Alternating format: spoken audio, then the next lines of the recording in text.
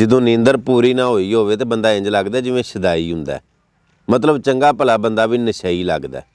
सो इस वास्ते नींदर पूरी करो। जिंदगी दे विच नींदर दा बड़ा किरदार है, यानी जो तुसी राती नींदर पूरी करो दे ते सवेरे तुसी हर किसी नूं फ्रैश हो के हशाश बशाश खुश हो के मिलोगे। रात दी जिहड़ी नींदर है अल्लाह ने रात बनाई है सौण वास्ते ते दिन बनाया कम वास्ते।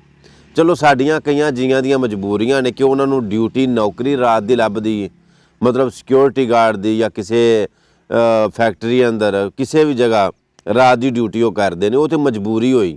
उन्हें मैं मशवरा देना कि अगर कोई रुपये 50 घट भी मिलते हैं ना तो दिन वाली ड्यूटी कर लो, राती सौया करो। दिन जिन्ना मर्जी भी बंदा सौ लवे ना नींदर नहीं पूरी होंगी। दूजे नंबर पर गल इस तरह में जो नहाते हो तो ठंडे पानी नाल नहीं नहाना, खासकर सर्दियों के निंगे पानी नाल नहाना।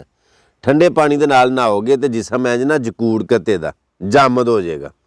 गर्म निंगे पानी के नाल नहाओगे ना तो जिसम विसम जाएगा, तुहाड़ी जिहड़ी कोई थोड़ी बहुत थकावट है वह भी उतर जाएगी।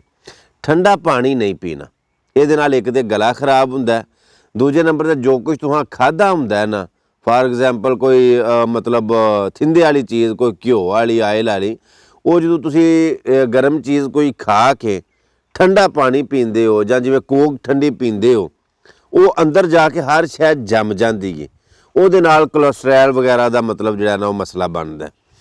इस तरह निक्कियां निक्कियां गल्लां ने, जे तुसीं इन्हां उत्ते गौर करो तुहानूं मज़ा आएगा इंशाअल्लाह इहदे ते अमल करके। ਜਦੋਂ राती सौण लगदे हो पैरां नूं तेल ला लिओ, नाफ दे विच एक कतरा सरों दे तेल दा मतलब सुੱਟ लिओ, इंशाअल्लाह तुहानूं नींदर बड़ी मज़ेदार आवेगी। ਇਹਦੇ ਨਾਲ ਤੁਹਾਡਾ ਹਾਜ਼ਮਾ भी ठीक ਹੋਵੇਗਾ, ਤੁਹਾਨੂੰ नींदर बड़ी पुरसकून आवेगी।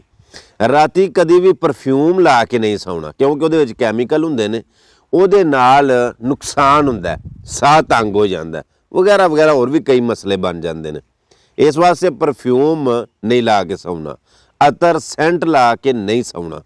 की करना है, सौन लग्या अगर दिल करे तो एक फुल या सराहने रख लेना, साइड टेबल पर रख लेना, वो अपने सराहने थले ना कोई फुल ओरिजिनल जिहड़ा ना गुलाब का, गुट्टे का, मोतीए का, ज़्यादा भी वो रख लवो, तुहानूं नींदर बड़ी मज़ेदार पएगी।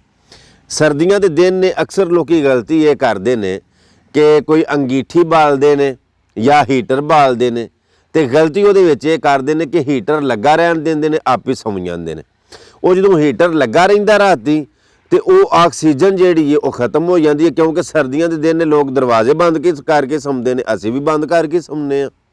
वो जो हीटर ला के दरवाजे बंद किए होण ना तो ऑक्सीजन की कमी हो जाती है। तुसां सुनिया होवेगा कई इंज दे हादसा असां भी सुने ने कि जी हीटर ला के सुते सन, पूरे की पूरी फैमिली सौ गई।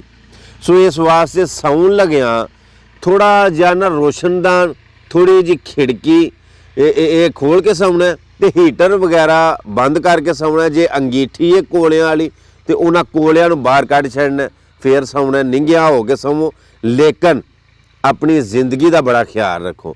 दूजे नंबर तो ये वे अपनी सेहत का बड़ा ख्याल रखो। जिथे तुसीं भैणां भरावां दा, माँ प्यो का, बीवी बच्चियां का, अजीज़ो अकारब का बड़ा ख्याल रखते हो, उत्थे अपनी सेहत का भी बड़ा ख्याल रखो।